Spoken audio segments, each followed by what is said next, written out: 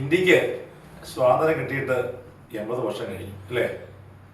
നമ്മുടെ സ്വാതന്ത്ര്യം നമ്മൾ ഉപയോഗിക്കുന്നുണ്ടോ? ഒന്ന് ചിന്തിച്ച് നോക്ക്. ഞാനിത് പെട്ടെന്ന് ഒരു കാര്യം ഓർമ്മ വന്നത്, ഞാൻ എൻ്റെ യാത്രയിൽ എനിക്കൊരു ബുദ്ധിമുട്ടുണ്ടാക്കുന്ന കുറച്ച് അനുഭവങ്ങളുണ്ടായിട്ടുണ്ട്. അതിനകത്ത് ഒരു അനുഭവം ഞാൻ നിങ്ങളോട് പങ്കുവെക്കും. എനിക്ക് കഴിഞ്ഞ വർഷം ഒരു ശനിയാഴ്ച ദിവസം ഒരു സർവേ കിട്ടി. ചങ്ങനാശ്ശേരിയിലുള്ള ഒരു വർക്ക്ഷോപ്പിൽ മാരുതി ഡീലറാണ്.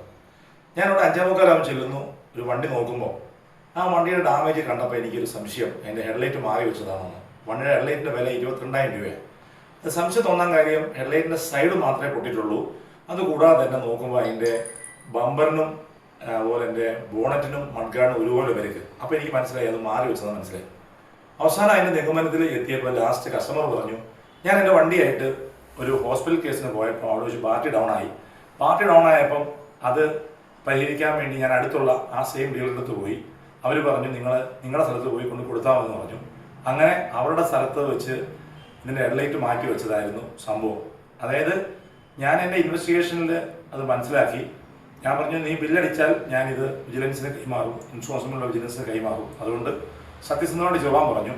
അങ്ങനെ ആ 22,000 രൂപ ഹെഡ്ലൈറ്റിന് അവർ ബില്ലടിച്ചില്ല. ഞാൻ പറഞ്ഞു വന്നത്, നിങ്ങളുടെ വണ്ടികൾ നിങ്ങൾ വർക്ക്ഷോപ്പുകളിൽ കൊടുക്കുമ്പോൾ, പ്രത്യേകിച്ച് കമ്പനികളിൽ കൊടുക്കുമ്പോൾ വളരെ ശ്രദ്ധിച്ചു കൊടുക്കുക. ശ്രദ്ധിച്ചു കൊടുത്തില്ലെങ്കിൽ നിങ്ങൾ വെറുതെ നിങ്ങളുടെ വണ്ടിക്ക് കൂടുതൽ ഡാമേജ് ഉണ്ടാകും. അപ്പോൾ ഈ വണ്ടിയെ സംബന്ധിച്ചുള്ള അതിൻ്റെ ബോണറ്റ് റീപെയിൻ്റ് ആയി, ബമ്പർ റീപെയിൻ്റ് ആയി, മഡ്ഗാർഡ് റീപെയിൻ്റ് ആയി. ബാറ്ററി മാറാൻ വേണ്ടി ഒരു 22,000 രൂപ ഹെഡ്ലാമ്പും ഒരു 10-15 രൂപ ലേബറും. അപ്പോൾ അങ്ങനെ ഒരു 40,000 രൂപ, 6,000 രൂപ ബാറ്ററിക്ക് വേണ്ടി കമ്പനിയുടെ തട്ടിപ്പ്. അറിയപ്പെടുന്ന കമ്പനിയാണ്. കമ്പനിയുടെ പേര് ഞാൻ ഇപ്പം പറയുന്നില്ല, ഞാൻ വീണ്ടും ആവശ്യം വന്നാൽ പറയും. ഞാൻ എൻ്റെ 30 വർഷത്തെ സർവേ ഫീൽഡിൽ എനിക്ക് ഏറ്റവും വിഷമമുണ്ടായ കാര്യമാണ്. ഒരു ഇൻഷുറൻസ് കമ്പനിയുടെ മാനേജർ ചങ്ങനാശ്ശേരി സ്വദേശിയാണ്, എറണാകുളത്ത് വർക്ക് ചെയ്യുന്നതാണ്. പുള്ളി എന്നെ പാനലിൽ നിന്ന് റിമൂവ് ചെയ്തു. അതുകൊണ്ട് എനിക്ക് ഈ സർവേ പണിയോട് തീരെ ഒരു താല്പര്യമില്ലായി തുടങ്ങിയേക്കുക. പണ്ടൊക്കെ എന്ന് പറഞ്ഞാൽ ഞങ്ങൾ ജഡ്ജി റോളായിരുന്നു. ഇപ്പം സത്യം പറഞ്ഞാൽ ഞങ്ങളെയൊക്കെ എന്ന് പറഞ്ഞാൽ വെറും മോശമായ രീതിയിലാണ് ചിത്രീകരിക്കുന്നത്. അപ്പം ഇൻഷുറൻസ് കമ്പനിക്ക് നേരിടാൻ പോകുന്നൊരു വലിയ നഷ്ടം, അവർ നമ്മളെ ഒഴിവാക്കിയിട്ട് ചെറിയ റേറ്റിന് മുകളിൽ തലപ്പത്തിരിക്കുന്ന നോർത്തിലിരിക്കുന്ന മാനേജേഴ്സ് പുതിയ കമ്പനികൾ ഫോം ചെയ്ത് ഈ കമ്പനിക്ക് 700 രൂപയ്ക്ക് കൊടുക്കും. ഞങ്ങൾ 2,000 രൂപയ്ക്ക് ചെയ്ത സാധനം ഇവർ വെറും 700 രൂപയ്ക്ക് കൊടുക്കുന്നു.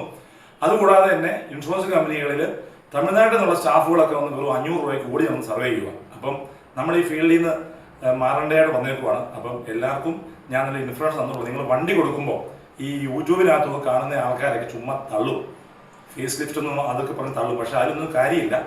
നല്ല സ്ഥലത്ത് മാത്രം നോക്കി നിങ്ങൾ കറക്റ്റായിട്ട് അറിയാവുന്ന ആൾക്കാരോട് ചോദിച്ച്, എക്സ്പീരിയൻസ് ഉള്ള ആൾക്കാരോട് ചോദിച്ച് മാത്രം വണ്ടികളുടെ കാര്യങ്ങൾ നിയമിക്കുക. ഞാൻ സന്തോഷ് കണ്ണോത്ര, എൻ്റെ വീട് കോട്ടയം. എന്താവശ്യമുണ്ടെങ്കിൽ നിങ്ങൾക്ക് എന്നെ മെസ്സേജ് അയക്കാം, എന്നെ വിളിക്കാം. Thank you.